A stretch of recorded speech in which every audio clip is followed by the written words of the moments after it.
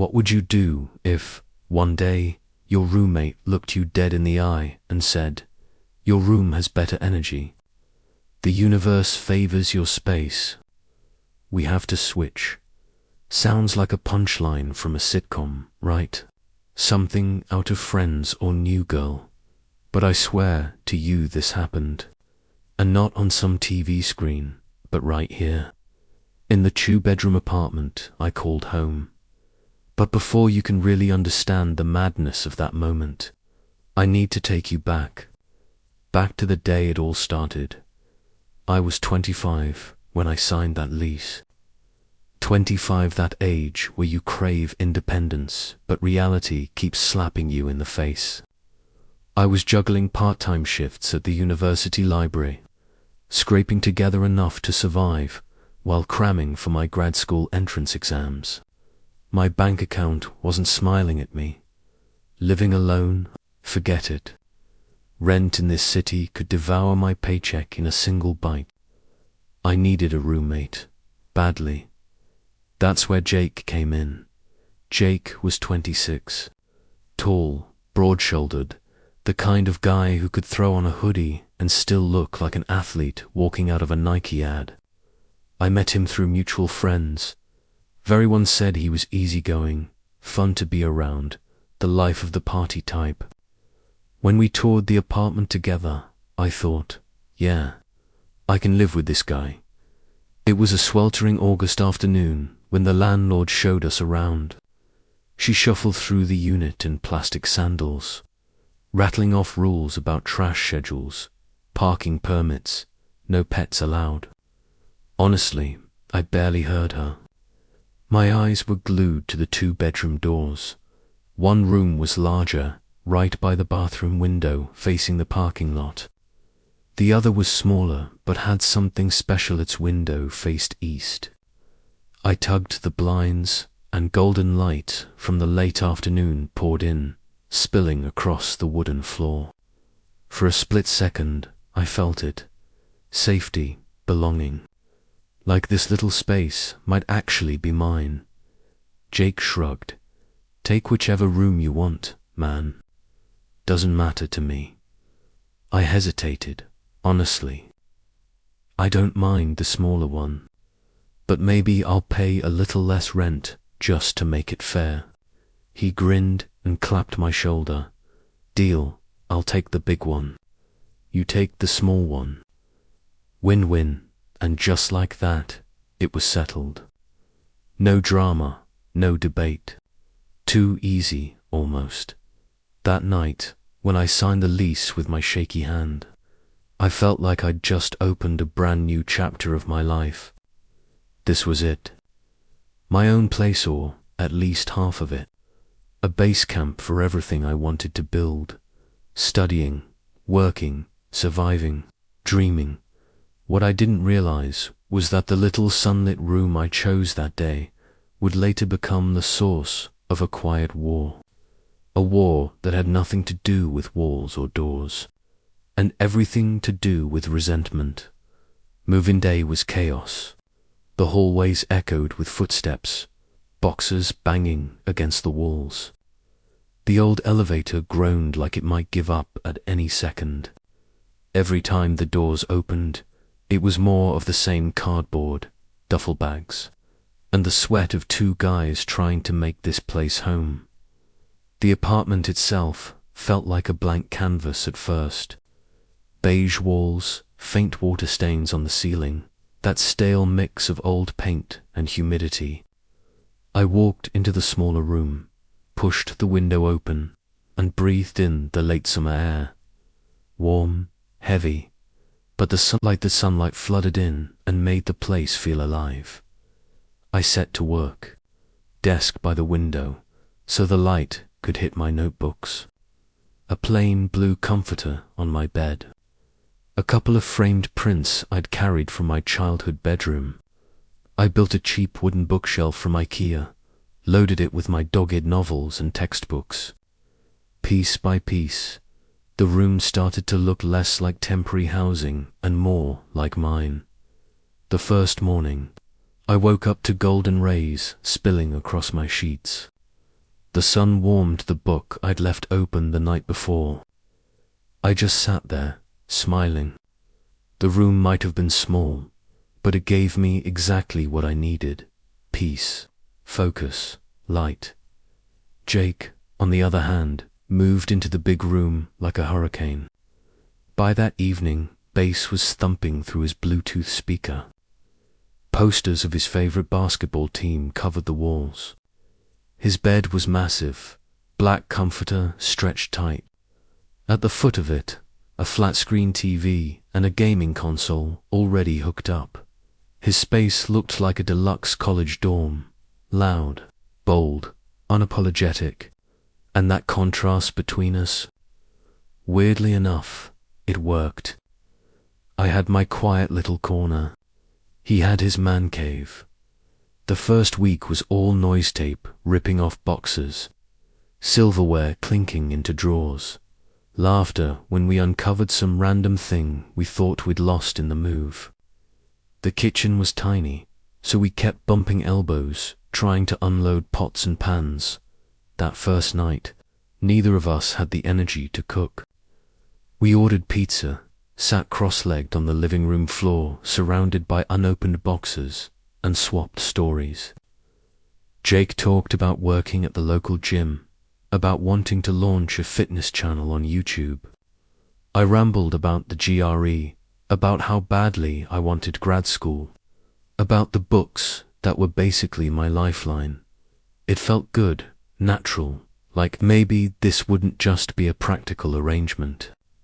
Maybe it could actually be fun. Two young guys, standing at the edge of adulthood, about to carve out their own paths. No way either of us could have guessed that, 6 months later, those very rooms, the big one and the small one, wouldn't just define our spaces. They'd define the fault lines between us. After the dust of moving in finally settled, life inside our 2-bedroom apartment began to form a rhythm. Not always smooth, not always graceful, but a rhythm nonetheless. Most mornings started the same way. I'd wake up to sunlight pouring through the east-facing window of my little room. Golden rays would spread across the sheets, warming the books I'd left scattered on my desk. The world outside was already noisy: car horns, engines, the faint sound of a delivery truck backing up, but inside, my space felt like a cocoon. I liked to start the day quietly.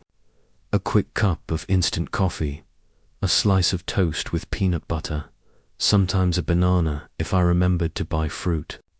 Then I'd sit at my desk, notebook open, already sketching out flashcards for my exam prep, before most people had rolled out of bed. Jake. He was not a morning person.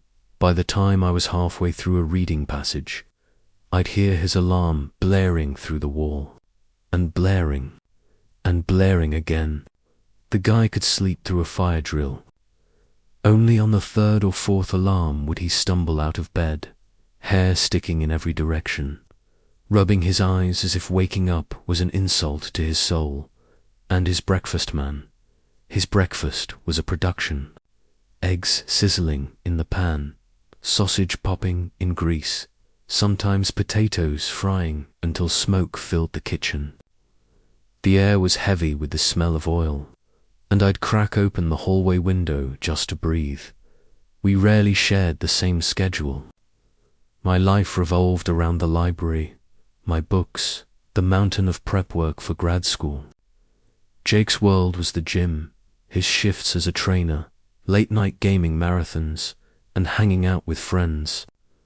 More than once, I came out of my room near midnight to find him on the couch, headset on, controller in hand, shouting at his squad in Call of Duty.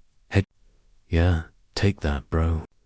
He yelled into the mic, his whole body leaning forward like he was inside the game. Meanwhile, I had to bite back my frustration because I had an exam the next morning. Still, we had overlaps, little shared routines that kept us tethered as roommates. Grocery trips, for one. We'd pile into his beat-up Honda Civic, arguing over the shopping list. I'd stock up on vegetables, bread, cheap cuts of chicken. He'd fill the cart with Doritos, soda, and protein shakes. Once, when I tossed in a pack of instant noodles, he grinned and said, "See, balance, man. You're the healthy one, I'm the fun one."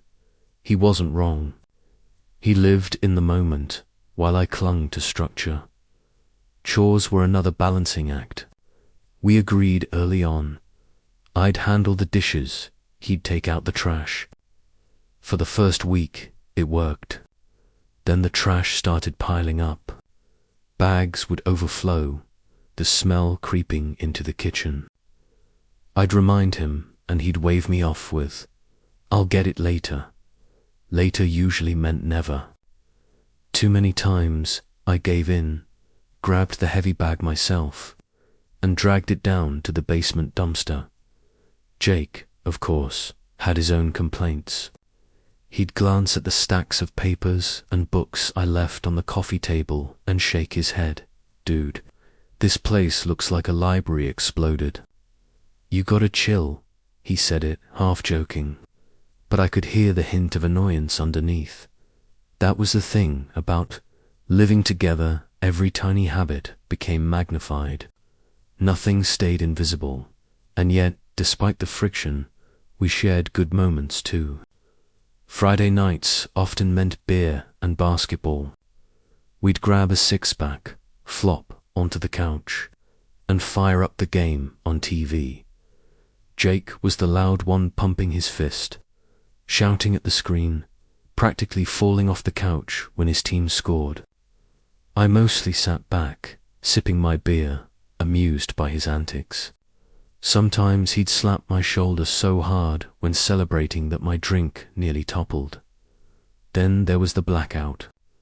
One humid night, the entire building lost power. The apartment went dark and silent, save for the distant hum of car engines outside. Instead of panicking, Jake rummaged around and produced 2 scented candles from God knows. We lit them, the faint glow flickering against the walls, and sat on the floor like 2 kids at summer camp. We swapped stories. Jake told me about wiping out on his bike as a kid, scars still faint on his knees. I told him about the first time I bombed a major test and how crushed I felt. We laughed loud and easy until the power snapped back on and the room was suddenly bathed in harsh fluorescent light. In those moments, the apartment felt alive. Messy, imperfect, but ours, day by day, we got used to each other's quirks. I got used to the thump of hip-hop beats blasting from Jake's speakers. He got used to borrowing my Tupperware containers and forgetting to return them. I got used to hearing the creak at the front door at odd hours when he came home from late shifts. He got used to seeing me hunched over my desk at dawn, highlighters scattered like weapons across the pages. Through it all, my room remained my sanctuary. The place where noise stopped, where sunlight whispered across the floor each morning, reminding me I wasn't completely swallowed by the chaos. That little room was my anchor. I didn't know then how important that connection would become. How, one day, that same room, the small, humble, sunlit room, would turn into the spark for a conflict I couldn't ignore. Despite our clashing habits and the tension that often simmered between us, there were still moments, bright, fleeting fragments, when Jake and I actually felt like more than just 2 people forced to share rent. At times, we even felt like real friends. And those moments, however small, carved themselves into my memory. They were the warm patches of sunlight breaking through an otherwise stormy sky. One Friday night, after I'd buried myself in textbooks all week, Jake knocked on my door. He was holding a 6-pack of cold beer, grinning like he had just solved the world's problems. "Bro, take a break," he said. "Midterms can wait. Lakers are playing the Warriors tonight. You have to watch this one." I hesitated, the weight of my unfinished notes pressing against my chest. But something in his energy was contagious. I closed my book, slid my chair back, and followed him to the living room. We cracked open the beers, the fizz popping into the quiet of the apartment. Jake was already on his feet, pacing in front of the TV as if he were courtside. He shouted at the screen, cursed the refs, clapped when his team made a shot. He was pure fire and adrenaline. Every time the Lakers scored, he slapped my shoulder so hard I nearly spilled beer on the carpet. I wasn't a basketball fan, but watching Jake in those moments, the way his whole face lit up, the way his voice shook the walls, I couldn't help but get pulled into his orbit. I laughed, yelled along half-heartedly, and for a while, our little apartment wasn't a cramped battlefield of dirty dishes and passive-aggressive sighs. It was just fun. Another time, he dragged me out to a bar down the street. Normally, I avoided places like that, too loud, too crowded, too unpredictable. But Jake was relentless. The place was packed, neon lights bouncing off sticky tabletops, music thumping in my chest. Jake was in his element, chatting up the bartender, striking up conversations with complete strangers like they were old friends. He leaned over to me, shouting over the music, "You gotta loosen up, man. Books are fine, but this is life. You can't hide from it." I sipped my beer awkwardly, but somewhere between his laugh, the bass vibrating through the floor, and the swirl of conversations around me, I felt something crack open. That night, for the first time, I laughed freely in a crowd. Jake had yanked me out of my shell, and though I wouldn't admit it to him, I was grateful. But it wasn't all noise and chaos. There were also quiet moments when the walls between us came down. One late night, I found him sitting on the couch with his head in his hands. The TV was on, but muted, casting a pale glow over his face. He didn't look like the carefree, party-loving Jake I thought I knew. After a long silence, he said softly, "You know, sometimes I think about quitting the gym job. It doesn't pay much. Hours suck. But I've got this dream, man. I want to start a YouTube channel, teach workouts, inspire people, make something real for myself." His voice wavered, and for the first time, I heard doubt underneath his usual bravado. I sat down beside him. "Then do it," I said simply. "You've got the drive for it. Honestly, I think you'd kill it." He looked at me, surprise flashing in his eyes, followed by gratitude. That was the moment I realized behind the jokes and the noise, Jake carried his own insecurities, his own fragile hopes. He wasn't just the messy, reckless roommate I painted him as. He was human, and in turn, he was there for me too.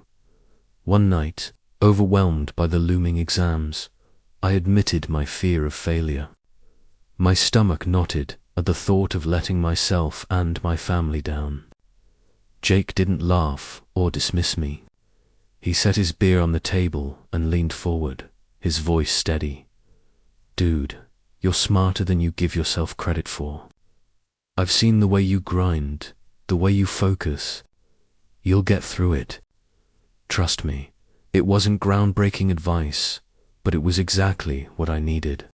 Someone believed in me, even when I couldn't.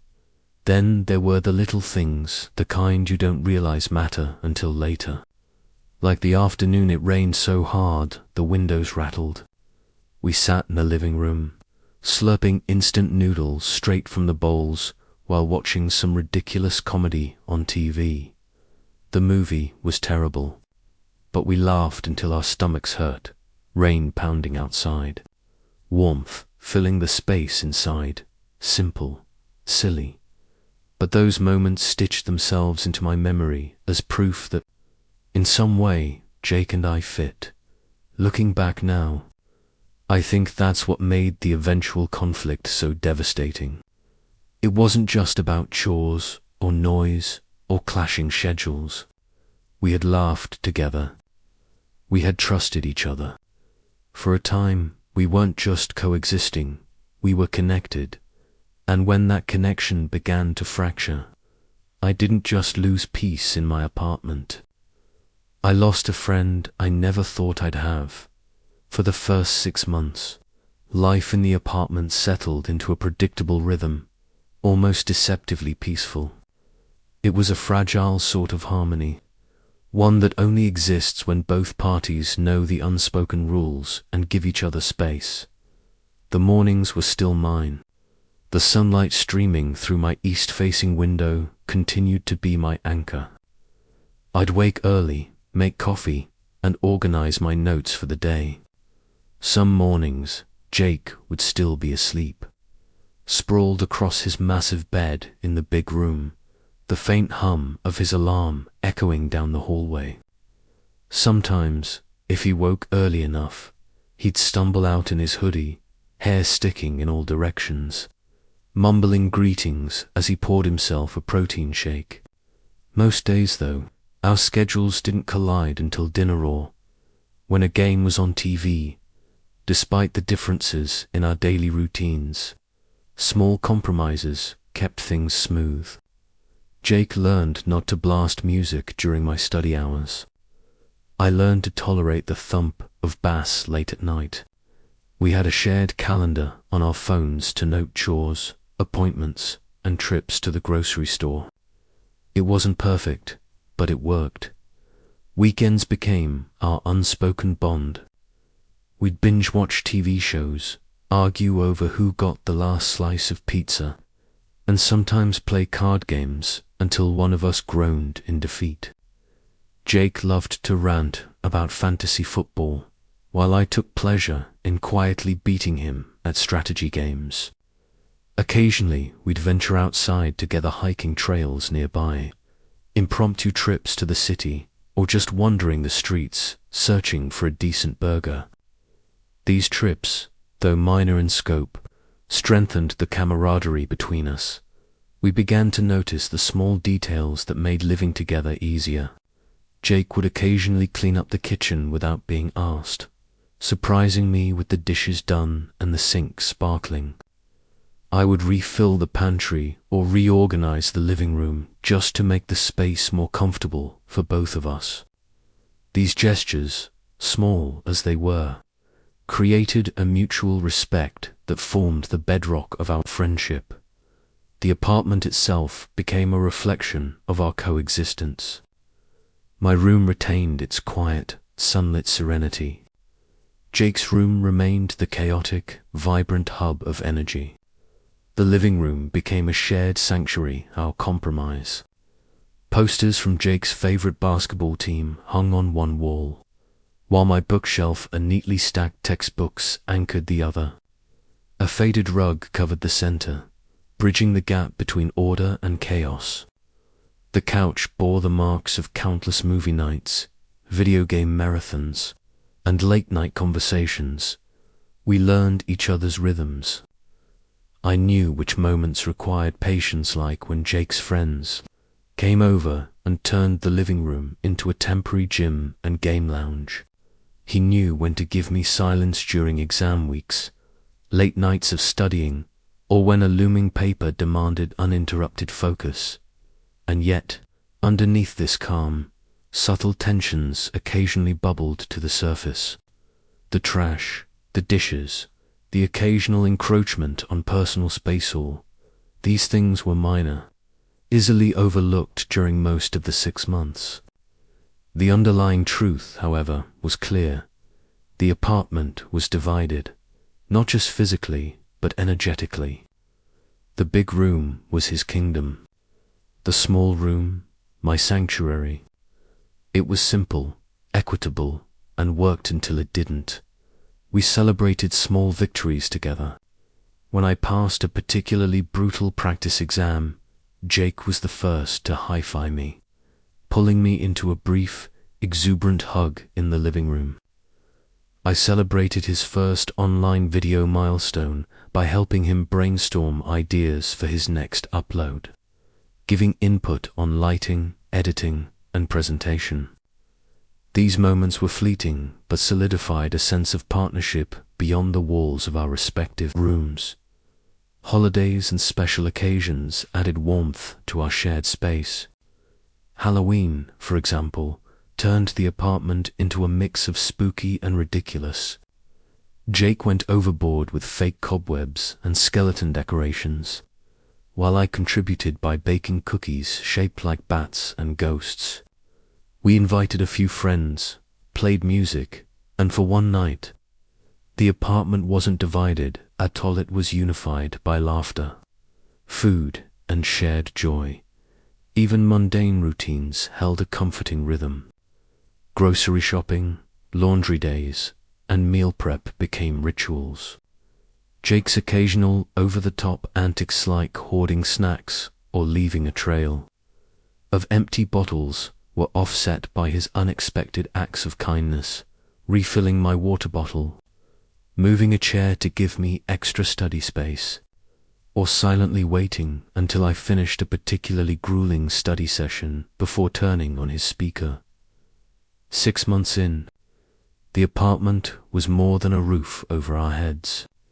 It was a container for memories, arguments, reconciliations, laughter, and learning to live alongside another human being in close quarters. We had a silent agreement, an understanding that allowed us to thrive individually while coexisting together. The small room with its morning sun remained my haven. The large, energetic room remained Jake's domain. In retrospect, those 6 months of It started on a Thursday morning that seemed, at first, ordinary. The sun streamed through my east-facing window like any other day. I sat at my desk, half awake, half focused, sifting through my notes for the upcoming exam. The apartment was quiet except for the faint hum of traffic outside. Then came a knock on my door. "Hey, can we talk?" Jake's voice sounded different, hesitant, almost serious. I looked up, confused. "Yeah, what's up?" He stepped inside, hands shoved in the pockets of his hoodie, eyes avoiding mine. There was a tension I hadn't seen in him before. "I was thinking," he started, fumbling for words. "Maybe we could switch rooms." I blinked. "Switch rooms?" He nodded stiffly. "Yeah, your room. It's got better energy. The universe favors your space or something." "I don't like the vibe in mine anymore." I froze. The words sounded absurd, almost comedic, but the expression on his face told me he wasn't joking. I opened my mouth to protest. "Jake, come on. We agreed 6 months ago. I've already set up my space, desk, books, decorations. Moving everything would be..." I trailed off. "Too much. Too inconvenient. Too stressful, I know," he said, cutting me off. "But if you really care about our friendship, I mean, we're roommates, we should know," I said firmly.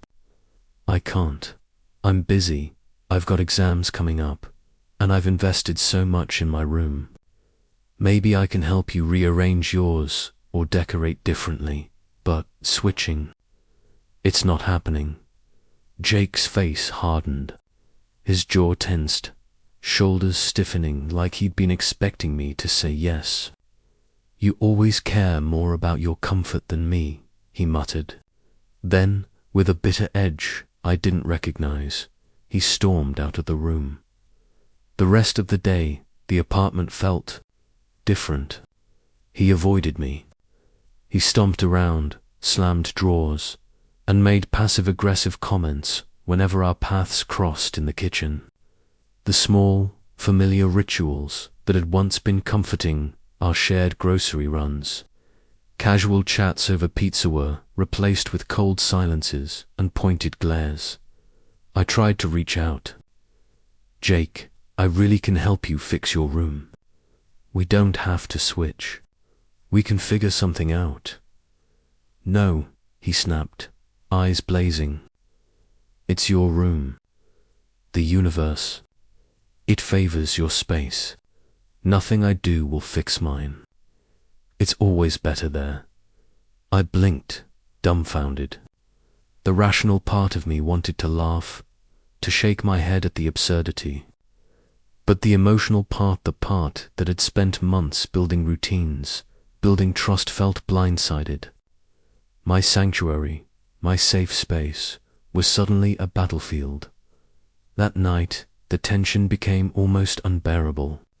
Every sound Jake made, the hum of his gaming console, the slam of his dresser drawers, even the squeak of his chair felt like a personal attack.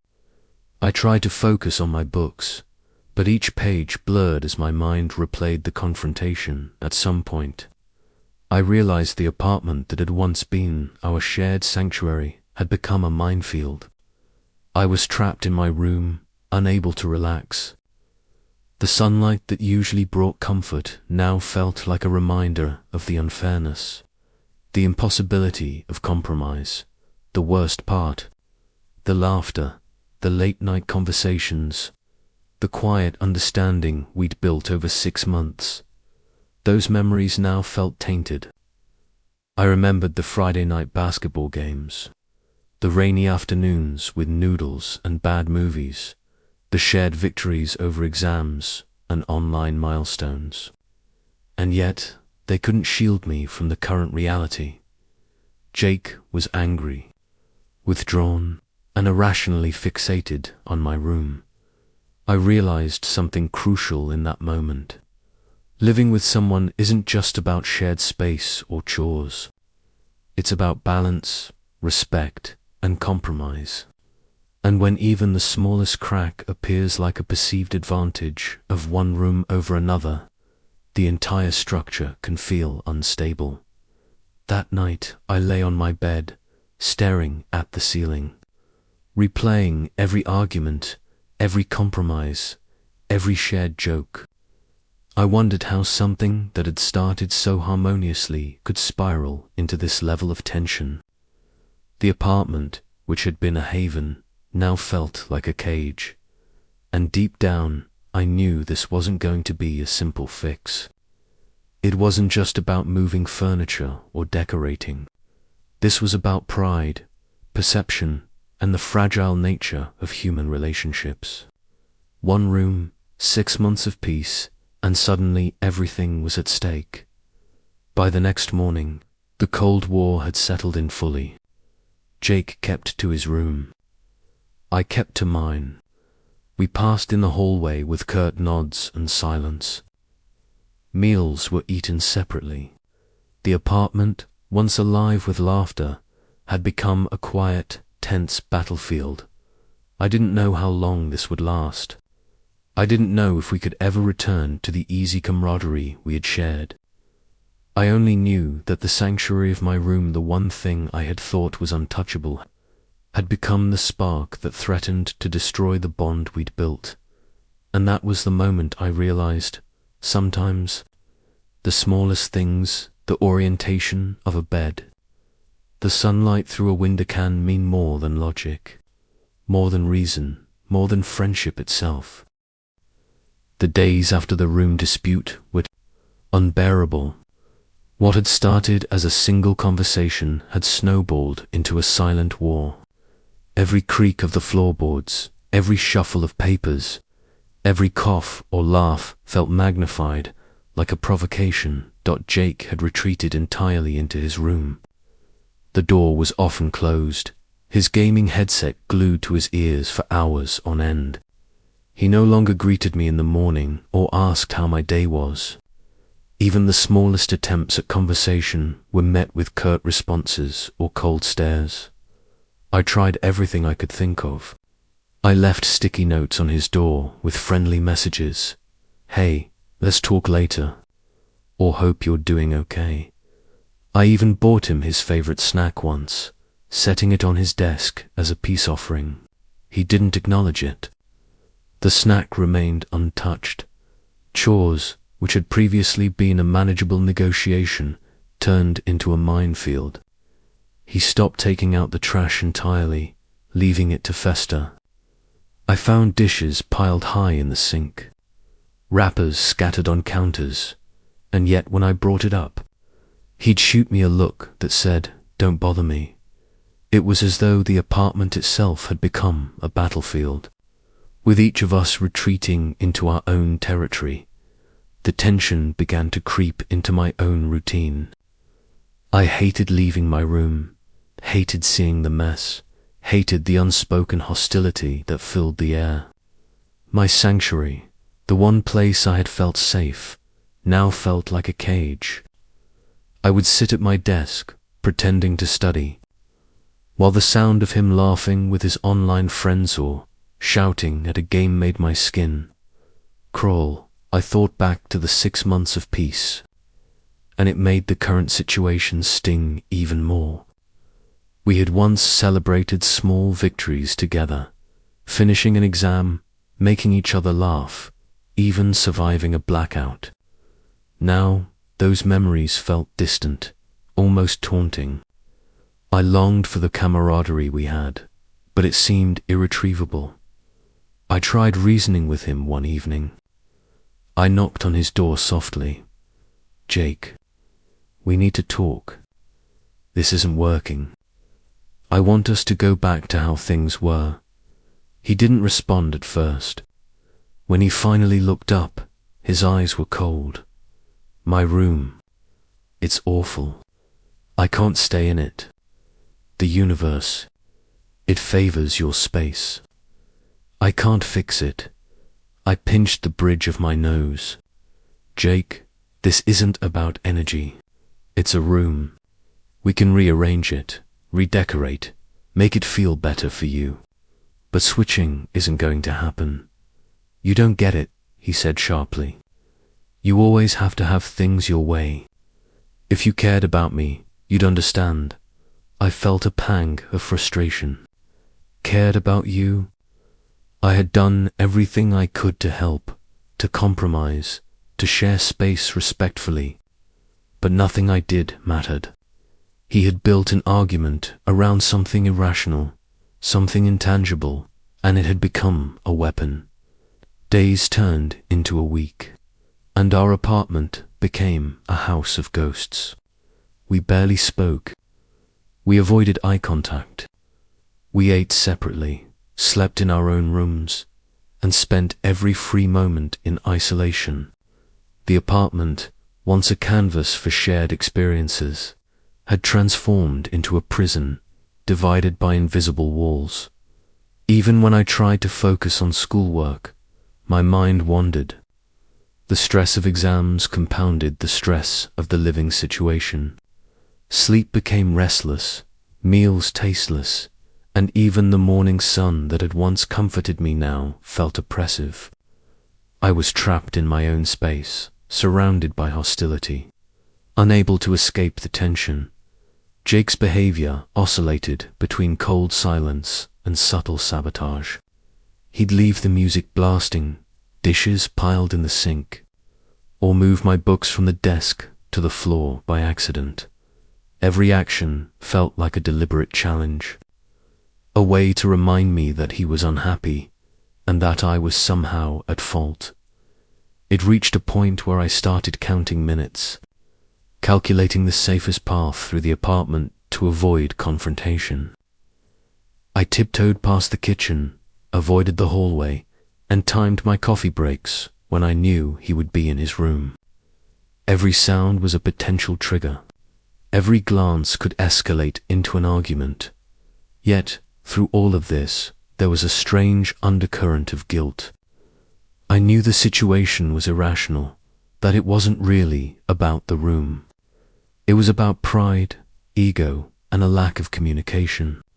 But knowing that didn't make it any easier to bear by the end of the week. I realized something crucial. Living with someone isn't just about shared space or chores. It's about trust, respect, and empathy. When those break down, even the smallest irritations become unbearable. The apartment, which had once been a place of shared laughter and comfort, was now a silent battleground, and in that silence, I understood the harsh truth. Some conflicts, no matter how small they start, can unravel months of peace in a heartbeat. One room, one irrational idea, had become enough to tear apart the bond we had built. I sat in my sunlit room that evening, staring at the ceiling, replaying every interaction, every word, every subtle gesture. I longed for the friendship we had shared, but for now, all I could do was endure the tension, count the days, and hope that the storm would pass before it caused permanent damage. The conflict was no longer about furniture or space. It was about respect, boundaries, and the fragility of human relationships. And the longer it lingered, the heavier the apartment felt, pressing down on both of us like a weight we couldn't escape. Part H: Attempts at Resolution and Reflection. The tension between us lingered like a thick fog, heavy and suffocating, for several days. The apartment felt smaller, darker, even though the sunlight still poured through my window each morning. Silence had become a living presence, pressing against the walls, invading every corner. I realized I couldn't continue like this. Something had to change, or we would end up resenting each other permanently.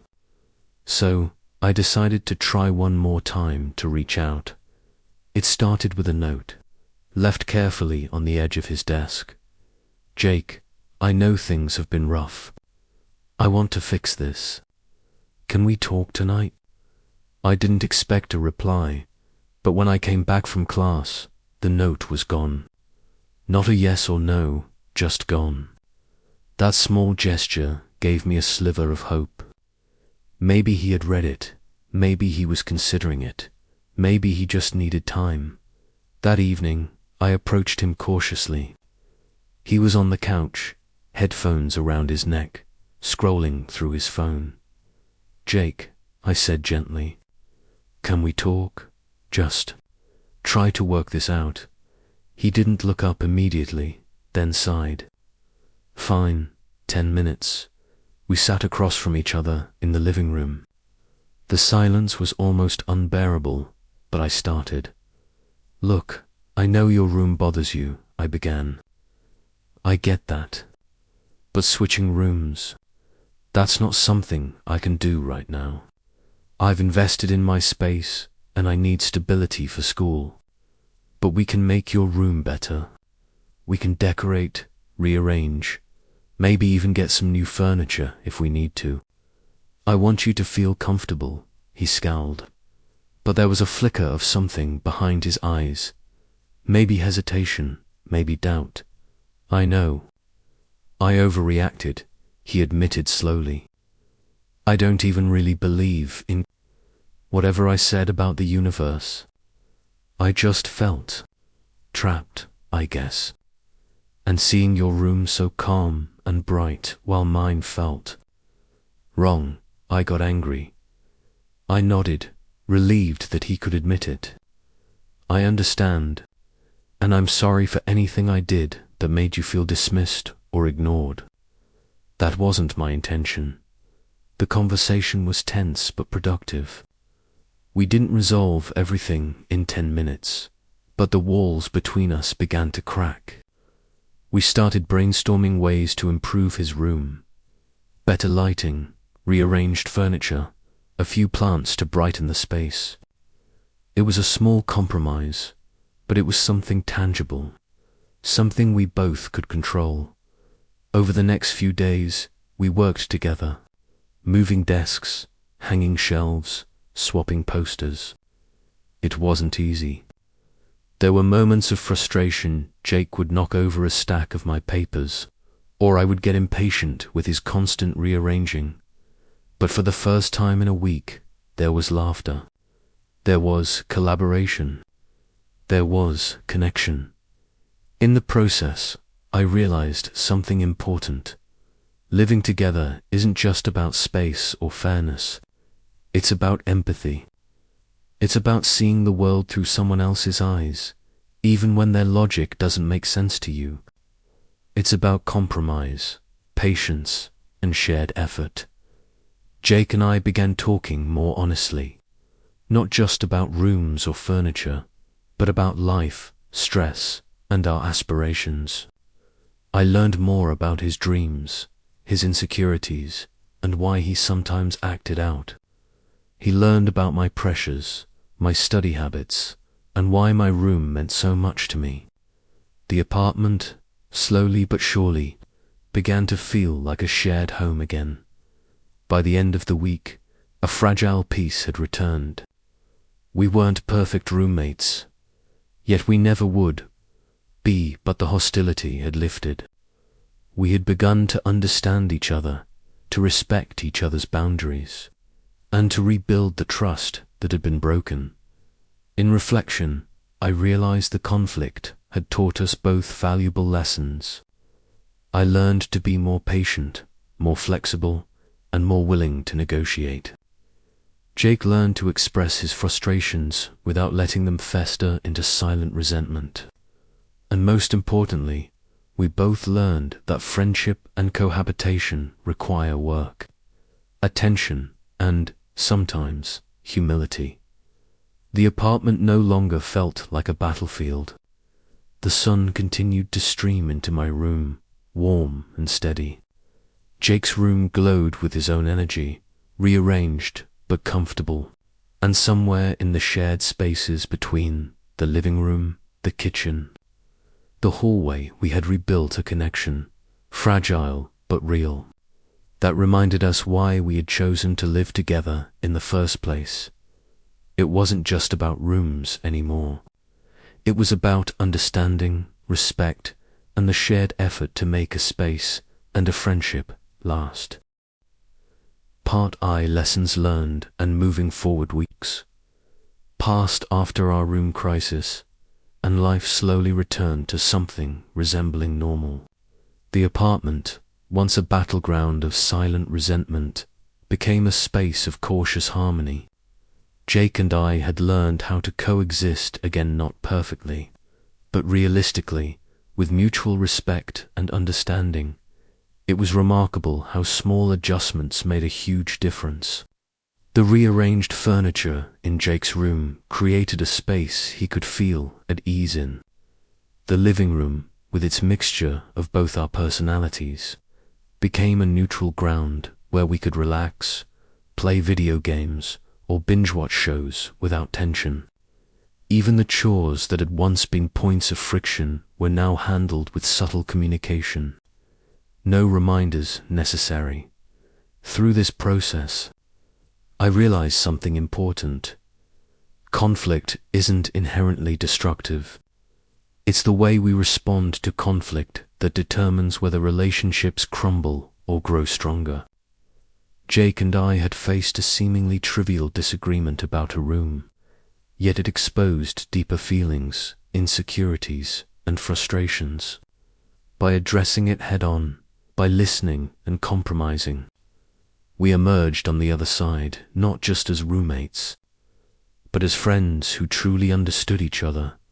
One evening, as we sat on the couch together, playing an old strategy game, I glanced at Jake and smiled. He looked over, grinning back, a rare moment of genuine ease. "You know," he said, "I think your room does have good energy. But maybe it's not the room. It's the company." I laughed, realizing he was right. It had never really been about furniture, sunlight, or feng shui. It had been about connection, trust, and the effort we put into understanding each other. The apartment, the rooms, the routines, they were merely the framework. The true foundation of cohabitation, friendship, and collaboration was empathy. Learning to respect another person's space, feelings, And boundaries was what allowed us to live together successfully. As I reflected on the past 6 months, I understood that conflicts, no matter how irrational they might seem, carry lessons if we are willing to listen. They teach patience, humility, and the importance of communication. They remind us that even in small, shared spaces, emotions run deep, and relationships require work and care. By the end of that semester, the apartment was more than just a place to live. It was a testament to our growth as individuals and as friends. I had learned to balance my needs with Jake's, to assert myself while also being flexible. Jake had learned to express frustrations without letting them fester, to compromise without sacrificing his dignity. The overarching lesson was clear. Harmony isn't about avoiding conflict. Harmony is about navigating conflict with understanding, patience, and compassion. It's about turning disagreements into opportunities to strengthen connections rather than letting them erode them. As we sat there that night, side by side on the couch, I realized the room itself didn't matter anymore. It was never the roommate, was the relationship. And in that realization lay the message I wanted to carry forward. True peace, whether in friendship, cohabitation, or life itself, comes not from perfect circumstances, but from empathy, communication, and the willingness to meet each other halfway. That small apartment, once a source of stress and silent battles, had become a space of growth, laughter, and understanding. And I knew that whatever challenges lay ahead, Jake and I had learned the essential truth. People and relationships are far more important than possessions, space, or superficial advantages. From then on, we faced the world with a new perspective. Arguments would arise again, no doubt, but now we had the tools to navigate them. We had discovered the strength of patience, the value of compromise, and the quiet power of empathy. And in that small, sunlit apartment with 2 rooms that had once divided us, we finally understood what it truly meant to live together and to live well together.